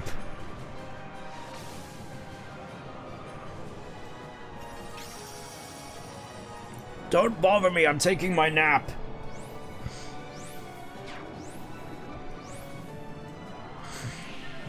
Alright, I guess we gotta fly in here to do extra damage, I think. Oh look, there's a whole bunch of Heartless in here. Which I can easily dispatch because I have Zontetsuken. Even Stun Impact just quickly does these in. Actually, are these like the... I'm not sure these are like the early game version of the Heartless, otherwise I'd be one-shotting them. I mean, I say that. Daddy EP. Yep. You literally just said, this sucks, I'm gonna have a nap. Voice sounds like DBC hate Vegeta. I don't know, it's just what immediately came to mind from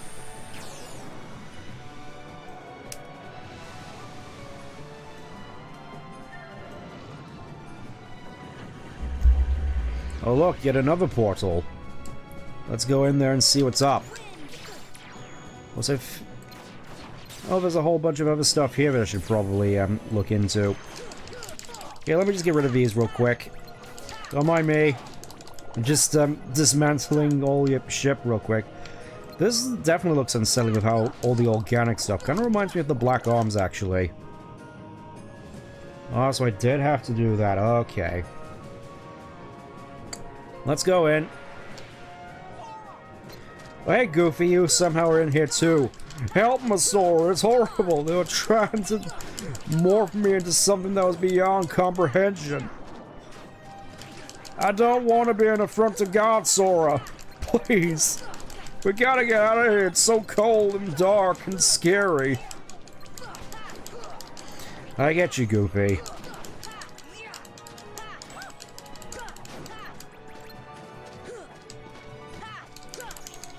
Gotcha.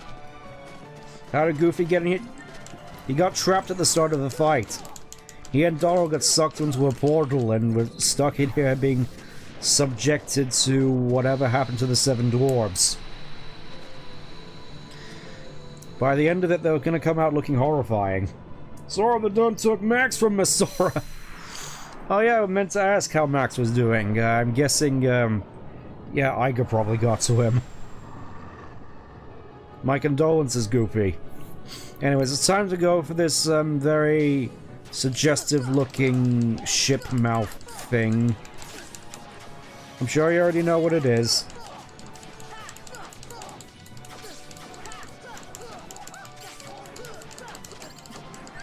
Yeah, at this point, this little thunder thing is just more annoying than anything. They'll just about undergo that thing from the Chip and Dale. I did actually see that, actually. Hated every moment of it. Ah, what did you do to the front of my ship? That doesn't look suggestive in the slightest! 7 magical creatures. Ah yes, I completely forgot, my bad. 7 magical creatures that look like gypsies.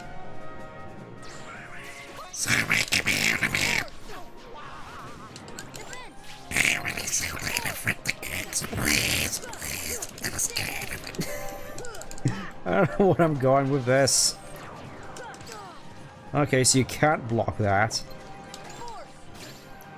I can flatten you, though.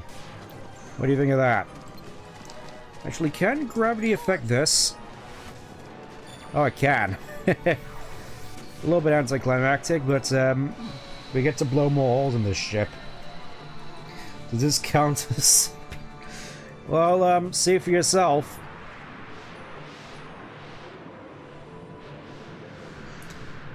Wait for it. It's not looking too good, but it literally just exploded. I don't care what part of the universe you're from, that's gotta hurt. Now we're gonna attack the weird pulsating heart, but first, let's, I never actually had a look down here. These weird looking faces, which I think are just for decoration. Okay, so you can come down here and get some, and farm mega potions by the looks of it. In case for some reason you were struggling. Good to know.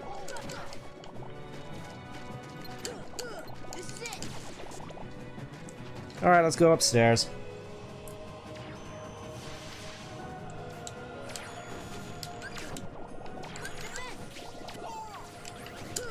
Bam, bam.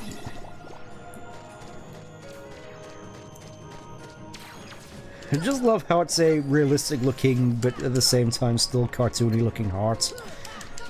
With how it's throbbing. Ah, this must be where they got Manny Chiquinto from the Acolyte.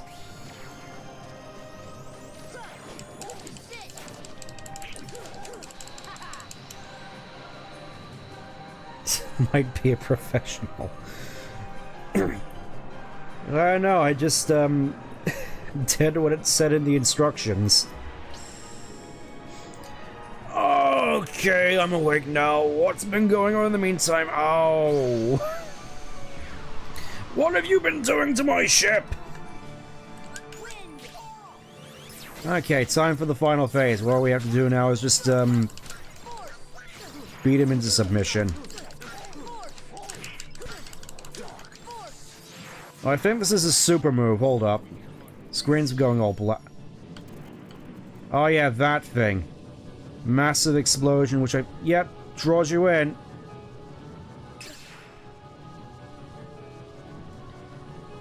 The big sort of super climactic ultimate attack. Sucks you in and then explodes to probably moderate damage at this point. Maybe a Yeah, not to worry. That's just, a one-time special thing, as far as I'm aware. How can I be losing to you? Oh. Well, that's it.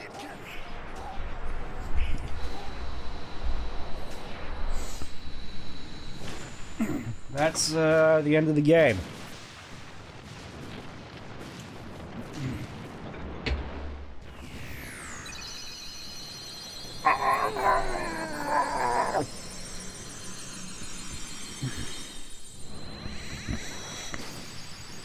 Kaboo! Of course, it always has to end with a massive explosion. A little bit more, cinematic than... I wouldn't say cinematic, bombastic than Sephiroth's end. This boss was... I mean, I did overlevel for it considerably. You cannot stop what has already been put into motion! Fill me with the power of many! I've been waiting this whole time to make that joke. You're welcome. Supreme darkness. Yes! I know now, without a doubt, Kingdom Hearts is light. Flashbang! Bargarger, we're placing you under arrest for multiple accounts of, embezzlement, multiple crimes against imagination, and also for whatever you were doing to the boy Riku. You have the right, mate, to remain Chief? He just disintegrated. Not sure what to do about this. Come on!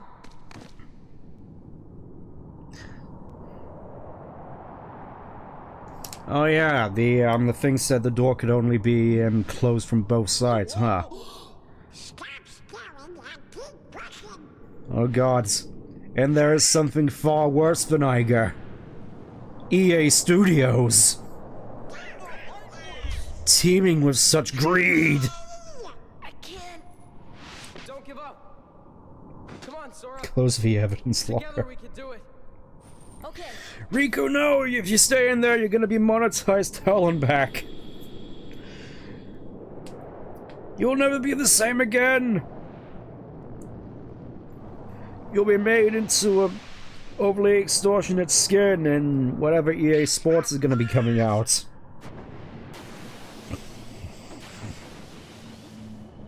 No, I was not on his list. I missed that. Oh, and appearing right at the end of the game, because Disney didn't want him to be too involved in this in case it flopped. Finally, we can say Mickey the Mouse is in this game. But Don't worry. There will always be a door. I'm already damned to hell, Sora. Don't you worry about it. Just, after this is over, tell Oswald he can have the kingdom. It was rightfully his, after all. I was just here warming the throne. Mickey Mouse. Yep. Take care of her. Alright. I'll, see you in the next game, Riku. Michael Theodore Mouse. We found him. We found the king. And all of a sudden, where did my ultimate weapon go? I worked really hard on that.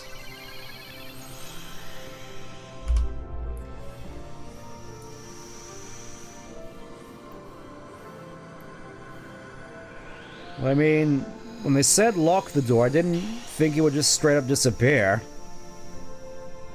But I guess we're just kind of stuck here now, because, it's probably just going to be a long, long climb all the way back out to the gummy ship, if we can even make it there.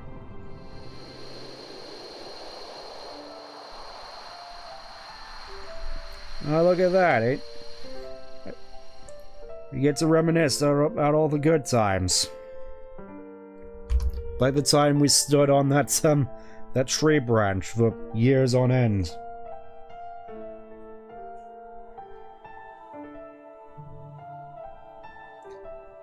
I'll be honest, I don't actually remember this from the ending. I think this might just be Final Mix.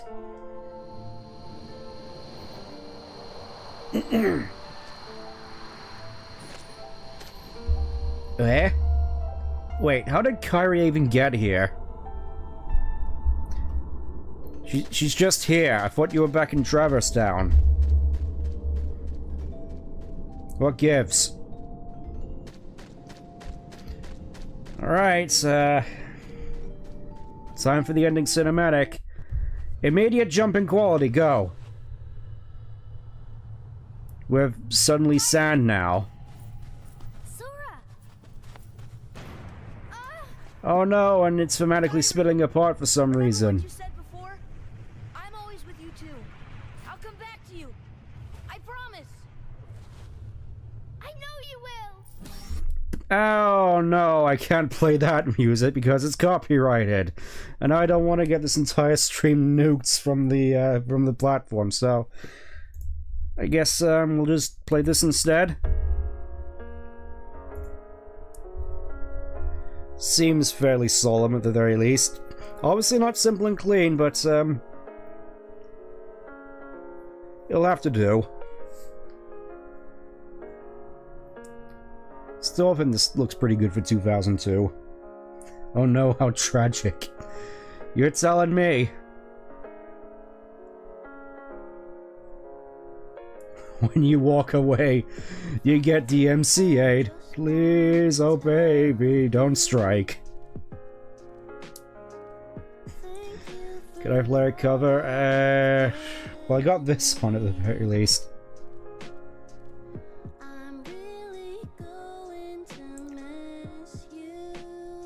Wish that the Shadow Sad music was made into a full song. You mean the start of Never Turn Back?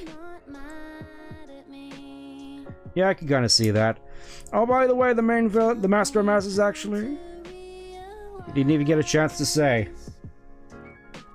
Sonic Frontier Sage song? Yeah. Yeah, I thought it was fairly solemn enough. Squeenix has always been really good at the CGI stuff. I'd say even far back as the PS1. Like, I really liked how a lot of the cinematics in FF7 looked. I mean, obviously they were bound by PS1, but,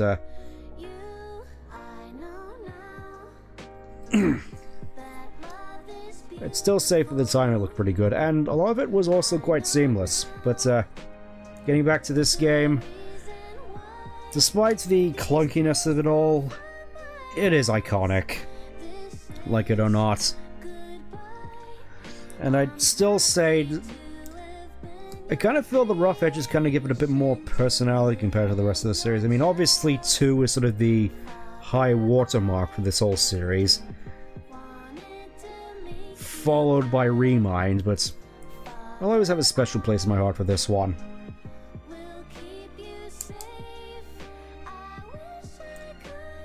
Aww.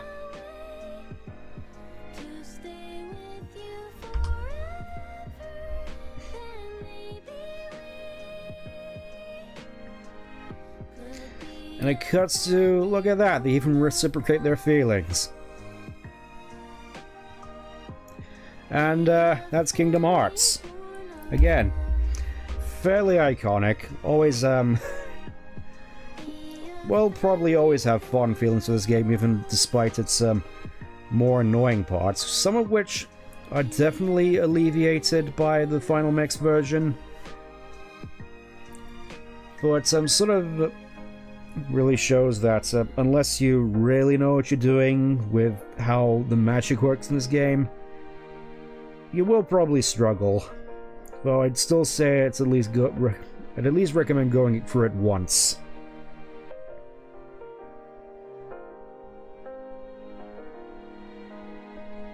I'm not sure how long this song is actually gonna last, though. Okay, a little bit longer. Let's just hope that it actually lasts long enough to see us through most of the credits.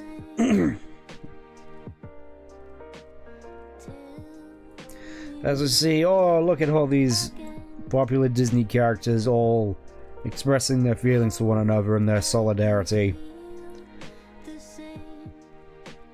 Well, you know, just just typical screenshots from the game to make it sort of look like they're friends. Oh yeah, I remember that fight. I remember it taking forever for some reason. That's where I hid my photos. Yeah. So, plans for what I'm going to do next. I mean, I will admit I was expecting this whole stream to go on a little bit longer, but all things considered, probably going to, well, obviously I have some things planned for next week, a sort of a fun little pre-Christmas stream, but beyond that, likely going to do Tai 2 next, as I've been meaning to get around to that. Okay, I think maybe I'm safe putting the sound back on. Okay, I think it's more so the proper credits are rolling this time, so, let's see what else I can put on.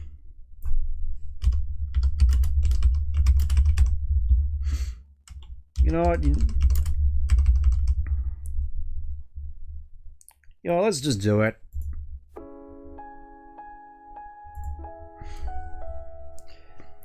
You know, really just make it seem all the more somber. As Mickey and Minnie and Daisy are forever left waiting for their king who will never return.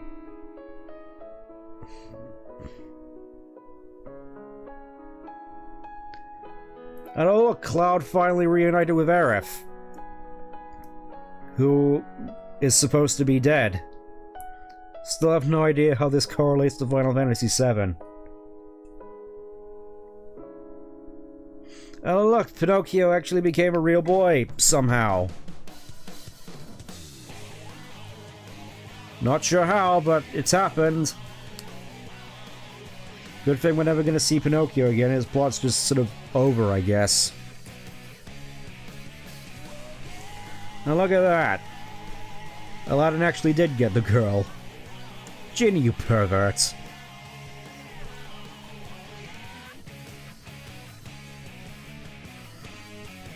Of course, we got the Destiny Island crew.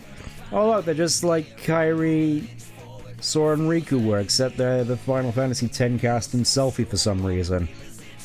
Kinda weird that Yuna isn't here at all, but yeah, just rattling off all the princesses. None of them get to return to their worlds because most of them weren't programmed into the game.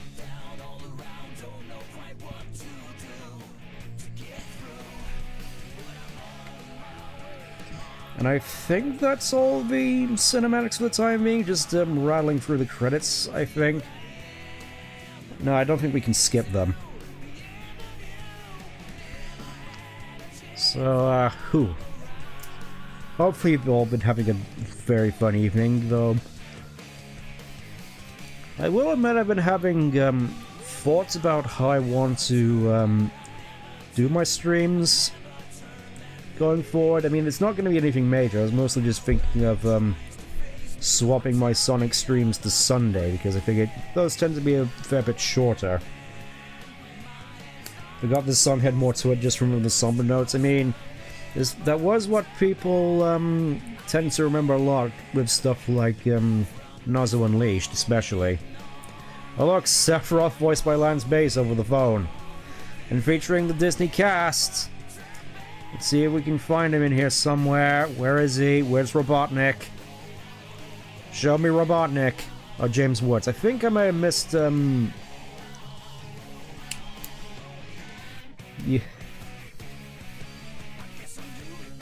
I already forgot the name.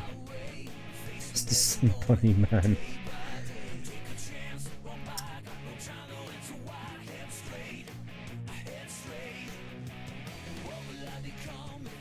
I hope my... I'm severely hoping I'm not going to get nuked for this either way, because I already know that Square Enix, especially with this game, are quite touchy on the copyright.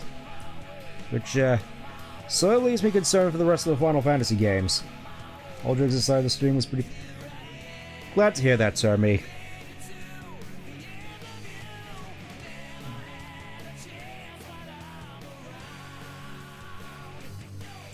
Obviously, this means I'm gonna have to put on completely different music when I go back and play Shadow.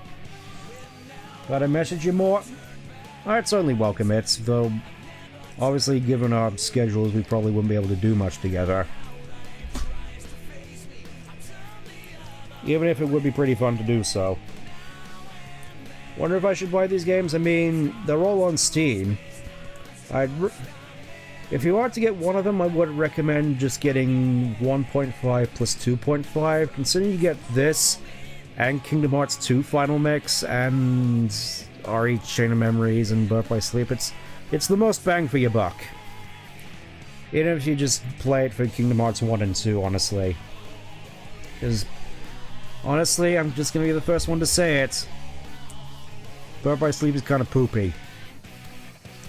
And they delisted the game? Not that I recall. Oh. Song's over, and I think I should be good to put the sound back on. There we are, Kingdom Hearts Final Mix. Never turn back for the credits, the copyright avoider. Yep. Just taking all those extra precautions. Also, for some reason, Donald and Goofy are now back in their normal wear. For some reason. Also, how did we get here from the deepest abyss of Belial? Union Cross was the list. Oh, Union Cross. I remember playing that, though, kind of stopped after a while because of all the egregious microtransactions. But, where do we start looking for that there door to the light? I don't know, where it's most brightest. Post-credits? Yep. It's doing post-credits before Marvel. Of course it has post-credits. Every Kingdom Hearts game has post-credits. I love it how even here Soares is doing that standard standing pose. I mean, we were just in the Abyss, where we fought, Ansem / Iger. I mean, he was back in the Door to Darkness, so I guess we're just gonna follow this dog now. Onwards to the sequel, fellas. Kingdom Hearts Chain of Memories is literally just over this hill. Also, still have no idea which world this is supposed to be. I guess it's just, nondescript. Is this still in the realm of darkness? Are we still... And of course we get a classic Goofy scream. Smile for the camera. Did somebody say the flames of disaster? Oh, it's gonna be fun when I eventually get to Kingdom Hearts 2. Remember, Sora, you are the one who will open the door to the light. Technically, yes. And that would be the end, but I did 100% the game, so we get all the bonuses as well.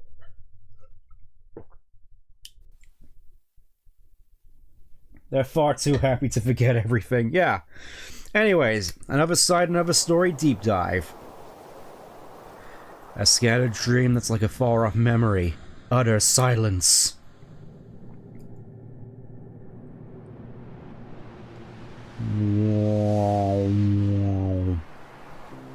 A world without view, fragmented tale, the eyes will close, Matrix, the One, the Oracle.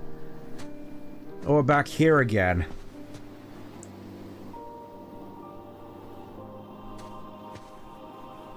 This will make a lot more sense. Something so natural. It'd make a lot more sense if you play Kingdom Hearts 2. As this is just a massive teaser for that. Also, look at all these Neo Shadows, and the fact that he's just inexplicably has both Oathkeeper and Oblivion, for some reason. The memory beyond. Look at him just carving his way through Neo Shadows like he's nothing. With two... Jeez, mysterious hooded man, how come Mom let you have 2 Keyblades? Also, literally just one-shotting Neo Shadows, even though after all the trouble they gave us in this game. There's still a lot of them, though. But he's paying his attention not to all the Neo Shadows ready to eat his face, but instead to... what looks like Riku with a blindfold, or someone that looks like Riku. This is a pretty cool shot, though. You can tell because they reuse it in the series all the time. 13.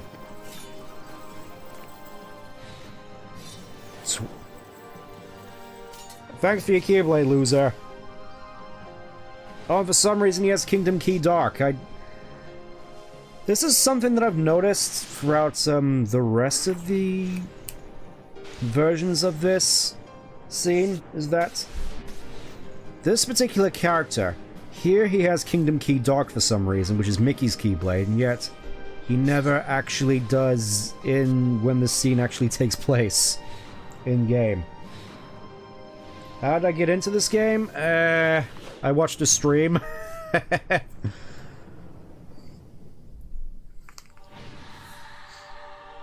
I went to see him.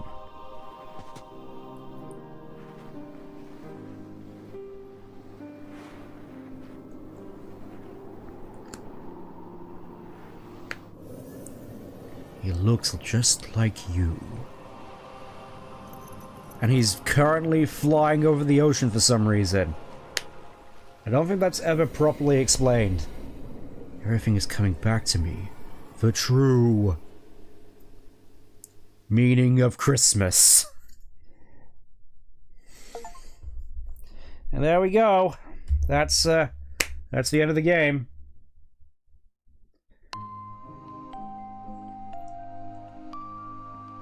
It was just casually sat on these ruins like something out of The World Ends With You.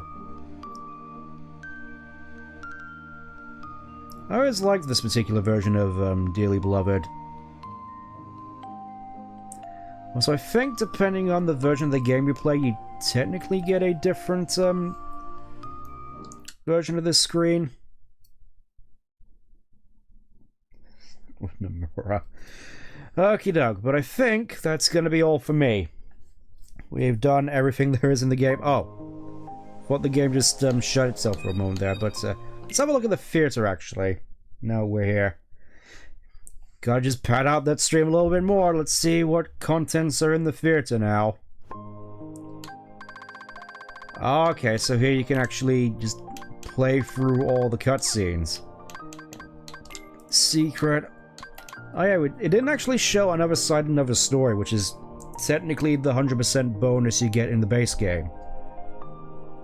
Let's have a look at that. This is what you'd see for 100%ing the original game. As he's just slowly walking through the city with neon lights.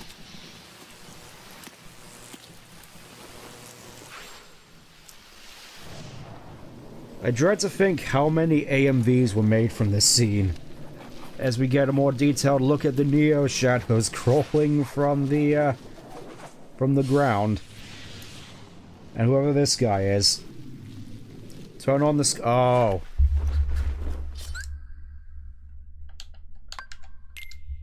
I didn't realize that,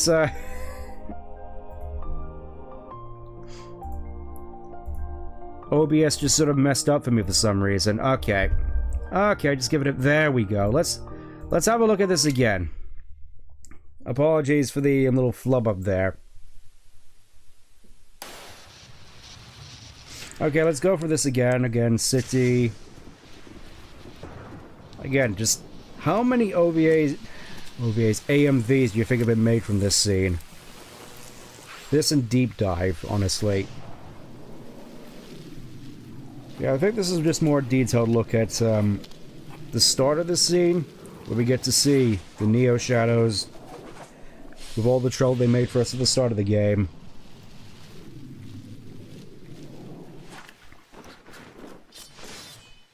As he just pulls out 2 keyblades. How come Mom lets you have 2? And then the heavens clear to see shooting stars and the Heartless emblem. Where is Sora? And all of a sudden, just theories and plot points running out of me. I saw the word endless for some reason.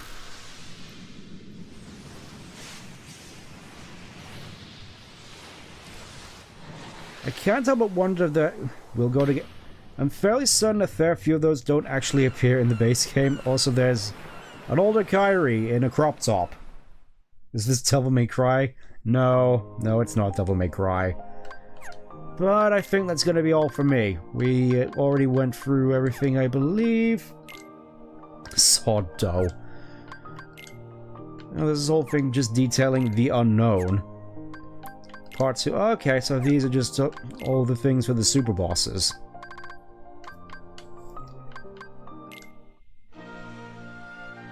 Sora competes in the gold match.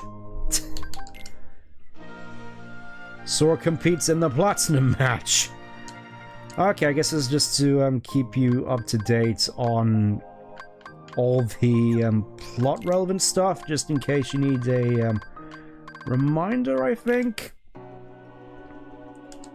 Sora and his friends return to Hollow Bastion. Meet with Mr. Beast. Okay. I just find that kind of underwhelming. They just put that in as just a single sentence. Just, Sora and his friends competed in the Hazy's Cup. And that's it. But yeah, I think that's gonna do it for me for now. Again, have something a little bit special planned for next week, but until then, thank you all for tuning in. I didn't expect this to go on for quite not so long, but I'll see you next time. Where hopefully OBS doesn't constantly act up again.